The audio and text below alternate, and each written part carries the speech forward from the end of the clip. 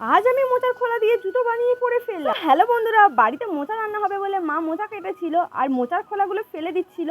আমি মায়ের কাছ থেকে কটা খোলা নিয়ে চলে এসেছি, কারণ আজ আমি এই মোচার খোলা দিয়ে জুতো বানিয়ে পরব। আমাকে 1 বছর হলো বাড়ি থেকে জুতো কিনে দেয়নি। না এটা জাস্ট মজা করলাম। তো চলো কিভাবে মোচার খোলা দিয়ে জুতো বানাই তোমরাও দেখে নাও। আগে তো আমি ছোটবেলাতে বাড়িতে মোচা আনলেই সবসময় এমনই ভাবে জুতো বানিয়ে পরতাম, তবে সেটা এত ভালোভাবে বানাতাম না। মোচার খোলার উপরে জাস্ট দুটো দড়ি বেঁধে পরে নিতাম। আমার মতো কারা কারা ছোটবেলাতে এমন দুষ্টুমি করে মোচা দিয়ে জুতো বানিয়ে পড়েছো আমাকে কমেন্টে জানাও। এরপরে আর কি বানাবো বলে যেও।